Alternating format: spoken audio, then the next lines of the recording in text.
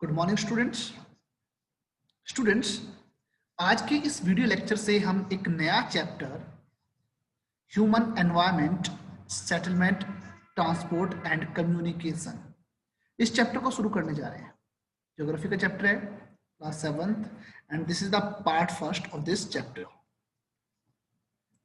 Okay, so first of all basically जो हम आज टॉपिक डिस्कस करेंगे वो देख लेते हैं। इसके अंदर सबसे पहले मैं इस चैप्टर की इंट्रोडक्शन दूंगा कि चैप्टर क्या है। उसके बाद मैं आपसे डिस्कस करूंगा कि सेटलमेंट्स होती क्या है, कितनी टाइप्स की होती है, इन सब चीजों को मैं यहाँ पर डिस्कस करूंगा। After then we will discuss about the features of the rural settlements, means rural settlements होती क्या है उनको डिस्कस करेंगे, और साथ ही साथ हम डिस्कस करेंगे अर्बन सेटलमेंट्स को। ओके, इसके अलावा जो डिफरेंट मीन्स ऑफ ट्रांसपोर्ट है, मीन्स पहले तो हम देखेंगे ट्रांसपोर्ट होता क्या है, फिर उसके बाद जो डिफरेंट टाइप्स हैं या कह सकते हो मीन्स ऑफ ट्रांसपोर्ट है, like roadways, railways, waterways and airways. इन चारों को डिटेल्ड मैनर से डिस्कस करेंगे। बहुत इंपॉर्टेंट एंड बहुत आप कह सकते हो अच्छा चैप्टर होने वाला है। और इस पूरे चैप्टर के एंड में जो सबसे लास्ट होगा वो कम्युनिकेशन होगा। ठीक है, इन सब चीजों को डिस्कस करेंगे, राइट।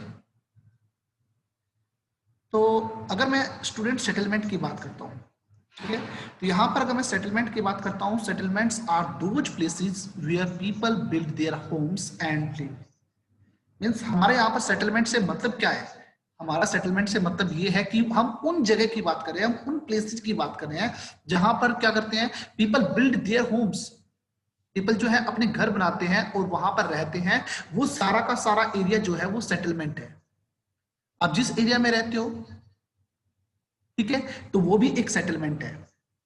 तो यहां पर अगर मैं बात करता हूं तो यहां पर जो सेटलमेंट होती है, यहां पर जो सेटलमेंट होती है वो आपके उन प्लेसेस से रिलेटेड होती है जहां पर आप रहते हो। Okay, early humans lived on trees, in caves and were dependent on the nature for shelters. तो इस तरीके से अगर हम बात करते हैं, ह्यूमंस बीइंग ने जो in the beginning of the you can say civilization, तो उस टाइम की बात करते हैं, शुरुआती दौर में ह्यूमन बीइंग ने अपना जो शेल्टर था या कह सकते हो रहने के लिए नेचर का इस्तेमाल किया। टोटली वो डिपेंडेंट नेचर के ऊपर था, जिसके लिए वो ट्रीज के ऊपर और केव्स के अंदर रहता था। तो शुरुआती दौर में जो ह्यूमन बीइंग थे वो डिपेंडेंट थे केवल नेचर के ऊपर अपने शेल्टर के लिए। ठीक है, धीरे धीरे डेवलपमेंट होती चली गई। एग्रीकल्चर आई, 6th स्टैंडर्ड में आपने इन सब चीजों को पढ़ा। ठीक है, जहां पर आपने पहिए का आविष्कार कैसे होता है, एग्रीकल्चर किस प्रकार से आई, तो अपनी अर्लियर क्लासेज में आपने इन सब चीजों को डिस्कस किया था, पढ़ा था। तो एग्रीकल्चर जैसे हम आई तो उसके बाद जो पीपल थे they have to live permanently, means they required a permanent shelter. और ये शेल्टर कहां पर चाहिए? जहां पर वो अपनी एग्रीकल्चर क्रॉप जो है उगाएंगे। ठीक है, तो इसीलिए उसने क्या किया, विलेजेस, टाउन्स एंड सिटीज, इन सब का निर्माण किया। और कहां पर? जहां पर वाटर अवेलेबल था और जहां पर फर्टाइल जो लैंड थी एग्रीकल्चर के लिए अवेलेबल थी। तो इस तरीके से ह्यूमन बीइंग जो था वो सेटलमेंट स्टार्ट करने लगा। मीन्स सेटलमेंट की बात हमने की। सेटलमेंट क्या थे? सेटलमेंट वो प्लेसेज है जहां पर लोग अपने घर बनाते हैं और रहते हैं। तो इस आधार पर थोड़ा सा हम सेटलमेंट को हिस्ट्री से जोड़ देते हैं। तो शुरुआती दौर में ह्यूमन बीइंग ने क्या किया, ह्यूमन बीइंग ट्रीज के ऊपर और केव्स के ऊपर रहता था, सॉरी केव्स के अंदर रहता था। तो इस तरीके से वो टोटली अपनी सेटलमेंट्स के लिए, अपने रहने के लिए एंटायरली वो नेचर के ऊपर डिपेंड होता था। धीरे धीरे डेवलपमेंट होने लगी। डेवलपमेंट के आधार पे एग्रीकल्चर हमारे सामने आए, जहां पर पीपल जो थे वो क्रॉप्स को उगाने लगे। अब उनको एक परमानेंट सेटलमेंट की रिक्वायरमेंट थी, एक परमानेंट प्लेस की रिक्वायरमेंट थी जो कि उनके क्रॉपिंग एरिया के आसपास में होना चाहिए। ठीक है, तो ड्यू टू दिस नीड, अपने इस नीड को पूरा करने के लिए, ठीक है, तो उन्होंने क्या किया, विलेज, टाउन्स एंड सिटीज, इन सब का निर्माण किया उन सब एरियाज के अंदर जहां पर वो अपनी एग्रीकल्चर करते थे। ओके स्टूडेंट्स, सो अब ह्यूमन सोसाइटी धीरे धीरे प्रोग्रेस करने लगी। तो जैसे जैसे सोसाइटी में प्रोग्रेस हुई तो उसके आधार पे ट्रेड भी जो था, ट्रेड के अंदर भी आप कह सकते हो ट्रेड भी बढ़ने लगा। अब ट्रेड बढ़ने लगा तो धीरे धीरे आप कह सकते हो व्यापार जो था वो बढ़ने लगा, मैन्युफैक्चरिंग यूनिट्स ये सब बढ़ने लगी। तो ह्यूमन सेटलमेंट्स थी जो थी वो धीरे धीरे लार्ज होने लगी। इस शुरुआती दौर में ह्यूमन बीइंग क्या था, छोटी छोटी सेटलमेंट्स में रहता था। इस एरिया के अंदर वो एग्रीकल्चर करते हैं तो उस एरिया के अंदर रहते थे, तो छोटी छोटी सेटलमेंट होती थी। पर सोसाइटी धीरे धीरे प्रोग्रेस कर रही थी, ट्रेड बढ़ता जा रहा था, मैन्युफैक्चरिंग यूनिट बढ़ती जा रही थी, तो ये ह्यूमन सेटलमेंट जो थी वो लगातार बढ़ने लगी। और इसी तरीके से जितनी भी रिवर वैली थी, क्योंकि रिवर के पास है तो उनको जो आप कह सकते हो फर्टाइल लैंड मिलती थी और वाटर की रिक्वायरमेंट पूरी होती थी, तो जो जितनी भी रिवर वैलीज थी उनके आसपास जो थी वो जो हमारी सिविलाइजेशन थी वो बढ़ने लगी, वो डेवलप होने लगी। ओके, तो ये सेटलमेंट थी। अब अगर मैं सेटलमेंट्स की बात करता हूं तो दीज आर टू टाइप्स, दो प्रकार की सेटलमेंट आपकी इस बुक में डिस्कस की गई है। The first one is the permanent settlement and the second one is the temporary settlement. ठीक है, तो जैसे कि नाम आपको सजेस्ट कर रहे हैं, परमानेंट इसका मतलब है कि परमानेंट मैनर से रहते हैं, टेम्परेरी इसका मतलब है कि हम उस सेटलमेंट को कुछ समय के लिए यूज करते हैं फिर उसको छोड़कर कहीं और चले जाते हैं। तो कहीं याद कीजिए शिफ्टिंग कल्टीवेशन के बारे में। ठीक है, शिफ्टिंग कल्टीवेशन में ये तो होता है कि एक जो फार्मर होता है, he select a particular patch of land, उसके बाद वो कुछ समय के लिए वहां पर एग्रीकल्चर करता है, when the fertility is decreased then he move for another area. तो मे बी अगर हम बात करते हैं तो टेम्परेरी सेटलमेंट इस तरीके से हो जाती है। तो इनको थोड़ा सा देखते हैं। तो सेटलमेंट की मैंने बात की थी, दो प्रकार की है, permanent settlement and temporary settlement. जहां पर अगर मैं परमानेंट सेटलमेंट की बात करता हूं, it is where a group of houses are occupied for a long time period। Means ये वो प्लेसेस होते हैं, ये वो सेटलमेंट्स होती है जहां पर जो व्यक्ति होते हैं काफी लंबे समय से रहते हैं। जैसे कि आप अपने गांव की बात कर सकते हैं जहां पर आप रहते हो। इस प्रकार की जो सेटलमेंट्स होती है, people build homes to live in, वहां पर व्यक्ति जो है वो अपने परमानेंट जो हाउसेज है वो क्रिएट कर लेते हैं ताकि वहां पर उनको काफी समय तक रहना है। People in these kind of settlements, they are farmers, maybe they are office worker and maybe they are factory workers। तो वो किसी न किसी प्रकार का ऐसा काम करते रहते हैं। तो ये सेटलमेंट जो होती है, ये सेटलमेंट कुछ थोड़े समय के लिए नहीं होती, बल्कि ये सेटलमेंट्स होते हैं काफी लंबे टाइम पीरियड के लिए।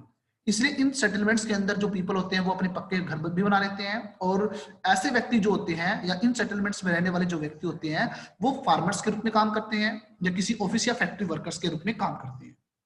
ओके, सेकेंड है हमारे टेम्परेरी सेटलमेंट्स।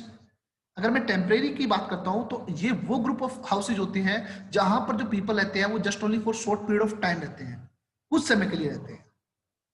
ठीक है, इस प्रकार की जो सेटलमेंट्स है मोस्टली ऐसे एरिया में मिलेंगी जैसे कि deep forest, hot and cold desert and mountains. Mostly in areas के अंदर आपको ये सेटलमेंट्स देखने को मिलती है। ठीक है, यहाँ पर जो व्यक्ति होते हैं वो क्या करते हैं, वो hunting, gathering and shifting cultivation करते हैं।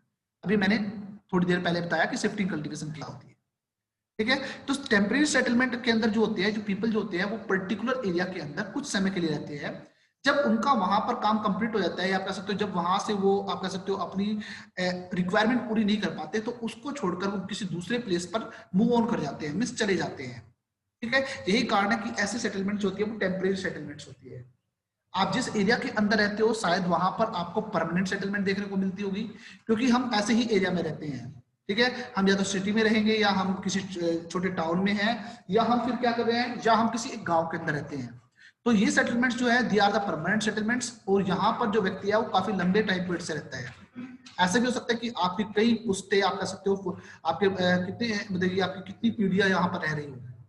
पर टेम्परेरी सेटलमेंट्स की बात करते हैं तो ये वो प्लेसेज होते हैं जहां पर व्यक्ति जो होते हैं just only short period of time तक रहते हैं, कुछ समय के लिए रहते हैं। ऐसे सेटलमेंट्स मोस्टली आपको फॉरेस्ट के अंदर, माउंटेन्स के अंदर, या डेजर्ट एरिया, चाहे वो हॉट डेजर्ट है या कोल्ड डेजर्ट है। जैसे कि मैंने आपको इसके बारे में बताया था कि डेजर्ट दो प्रकार के होते हैं, एक हॉट डेजर्ट होता है जहां पर हाई टेम्परेचर होता है, ठीक है, एंड लेस रेनफॉल होती है। सेकंड आपका कोल्ड डेजर्ट होता है जहां पर लो टेम्परेचर होता है और वहां पर रेनफॉल भी आपको लेस ही मिलेगी। ठीक है, तो जैसे कि अगर मैं बात करता हूँ राजस्थान के अंदर थार डेजर्ट जो है वो हॉट डेजर्ट है, और लद्दाख का एरिया जो है वो कोल्ड डेजर्ट के अंदर आता है।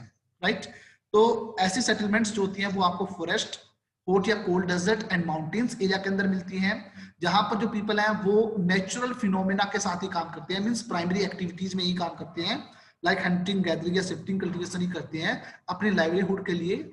when the requirement is not fulfilled in at that particular place, so they move on to another place, so that's why they are called temporary settlements, right?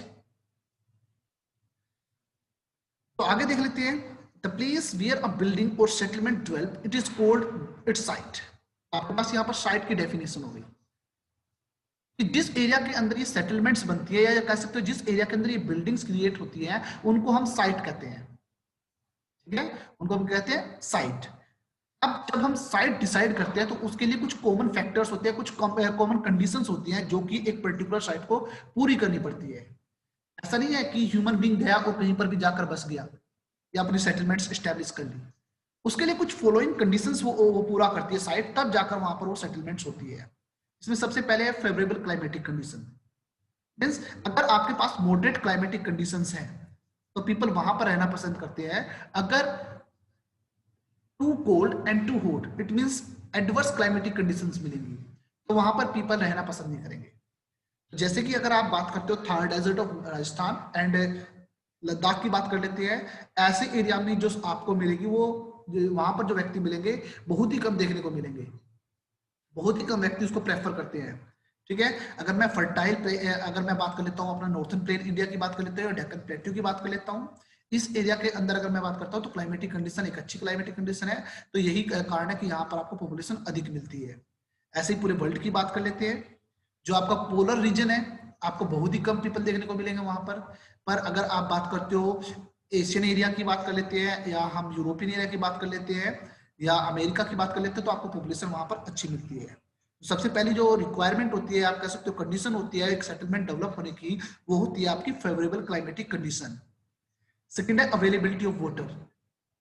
याद कीजिए कि जब आपने हड़प्पा और मोहनजोदड़ो के बारे में पढ़ा था, तो हड़प्पा और मोहनजोदड़ो के अंदर जो सिविलाइजेशन सेटअप हुई थी, वो सेटअप हुई थी आपकी नदियों के किनारे।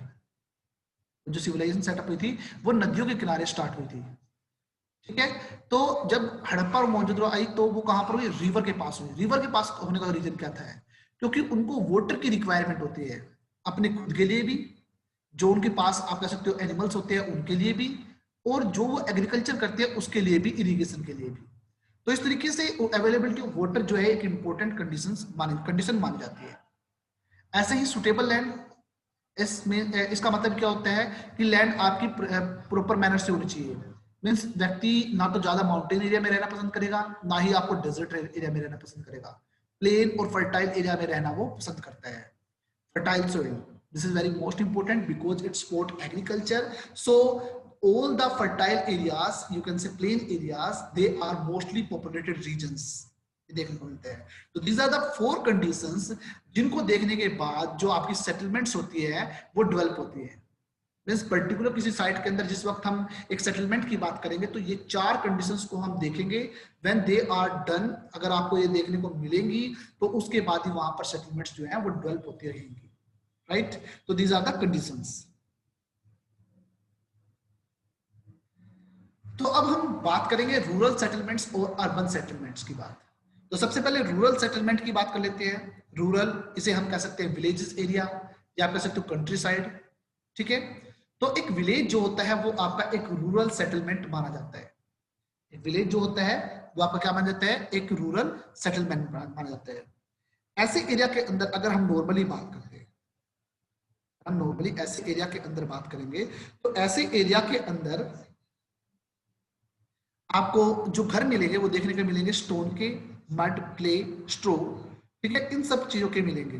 मीन्स मोस्टली ऐसे एरिया के अंदर जो व्यक्ति घर बनाते हैं वो घर बनाते हैं या तो किसी मिट्टी के, या आप कह सकते हो थोड़े से आप कह सकते हो पत्थर के, या कच्चे घर आपको ज्यादा मोस्टली देखने को मिलेंगे। बट रिसेंट फिनोमिना जो होता है, तो रिसेंट फिनोमिना में बहुत ज्यादा चेंज आ चुका है। अगर अर्बन सेंटर की बात करें या रूरल सेंटर एरिया की बात करें तो आपको नॉर्मली एक ही जैसे घर देखने को मिलते हैं। अगर मैं रूरल एरियाज की बात करता हूं तो मोस्टली जो पीपल है they are engaged in agriculture, maximum agriculture के अंदर है। बट इसके अलावा फॉरेस्ट्री, फिशिंग, क्राफ्ट वर्क का मतलब हम ये कह सकते हैं कि कोई भी ट्रेडिशनल उनका कोई भी काम हो सकता है, जैसे कोई कुम्हार हो गया, ठीक है, कोई लोहार हो गया, ठीक है, ब्लैक स्मिथ हो गया, तो इस तरीके से, या कोई भी ट्रेडिंग एक्टिविटीज। ठीक है, तो इस तरीके से वो क्या करते हैं, वो ये ऐसा इस तरीके से अपनी जो प्रोफेशन है आप कह सकते हो अपनी लाइवलीहुड को इस तरीके से अर्न करते हैं।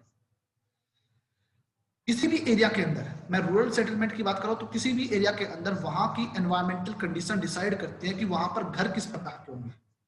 ठीक है। जैसे अगर मैं बात करता हूँ ऐसे एरिया जहां पर आपको हैवी रेनफॉल देखने को मिलती है, वहां पर आपको जो रूफ मिलेगी वो स्लांटिंग रूफ मिलेगी, ठीक है, स्लांट रूफ मिलेगी ताकि पानी एकदम निकल जाए वहां से, ठीक है। ऐसे एरियाज के अंदर जहां पर पानी ज्यादा एक्यूमुलेट होता है, वहां पर आपको अगर वहां पर कोई घर बनता है, या तो हम बनाएंगे उसे एक रेज प्लेटफॉर्म के ऊपर, या फिर हम क्या करेंगे कि आप कभी देखिए कि ऐसे जैसे कि आसाम वगैरह एरिया के अंदर होते हैं, तो वहां पर क्या होता है, बड़े बड़े बिम्ब या आप कह सकते हो बड़े बड़े बांस के टुकड़े बनाए जाते हैं, उस पर एक चबूतरा तैयार किया जाता है और उसके ऊपर मकान बनाया जाता है, ठीक है। इस तरीके से स्टिल्ट, वो वर्ड होता है स्टिल्ट, ठीक है। जो स्टिल्ट होते हैं वो नीचे जो हमने बिम्ब दिए हैं, नीचे जो हमने उसको सपोर्ट दी है, जिस आप कह सकते हो बांस के थ्रू, या आप कह सकते हो हमने सीमेंट के कोई भी आप कह सकते हो पोल्स क्रिएट कर दिए, जो पोल्स होते हैं, जो पोल्स होते हैं वो इस आप कह सकते हो वो स्टिल्ट कहलाते हैं, जो कि एक तरीके से सपोर्ट करते हैं उसको, मींस उस घर को। ऐसे एरिया जहां पर हॉट क्लाइमेटिक कंडीशंस होती है, वहां पर आपको कैसे घर देखने को मिलेंगे, उनकी जो वॉल होती है वो थिक वॉल होती है, थिक मड वॉल होती है, जिसके ऊपर या इसके अलावा आपको क्या मिलेंगे, उनके घरों के ऊपर इस तरीके से आप कह सकते हो या तो छप्पर टाइप में बनेंगे, या आपको मिलेगा आप कह सकते हो उसके ऊपर अलग से फर लगा दिए जाते हैं, फर टाइप से लगा देंगे ताकि अंदर जो है वो ठंड रह सके, ठीक है। तो इस प्रकार से किसी भी एरिया के अंदर घर किस प्रकार से बनते हैं वो वहां की एनवायरमेंटल कंडीशंस डिसाइड करती है, ओके। अब रूरल सेटलमेंट आपको दो प्रकार की देखने को मिलती है। पहली है आपकी कॉम्पैक्ट रूरल सेटलमेंट्स, जहां पर आपको घर जो है आसपास में देखने को मिलेंगे, और मोस्टली ये ऐसे एरिया में होते हैं जो कि आपका प्लेन एरिया होता है, फर्टाइल एरिया होता है, ठीक है। You can see the picture, ये कुछ आपको अपने एरिया जैसा नजर आ रहा है, ठीक है।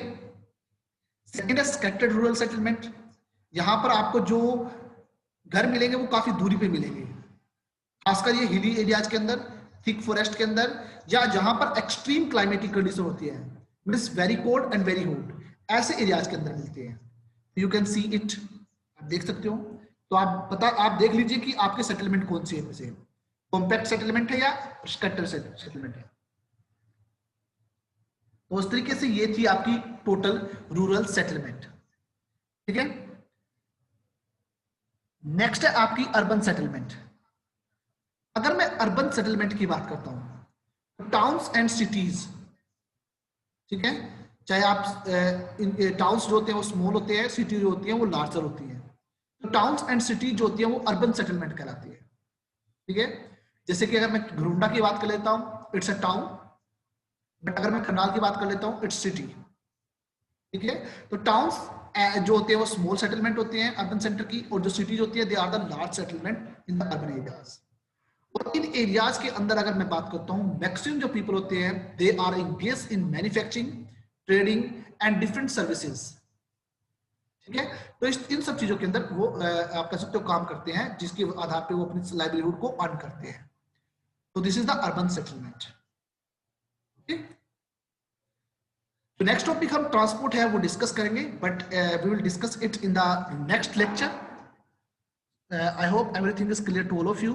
So I'll see you in the next video. Thank you.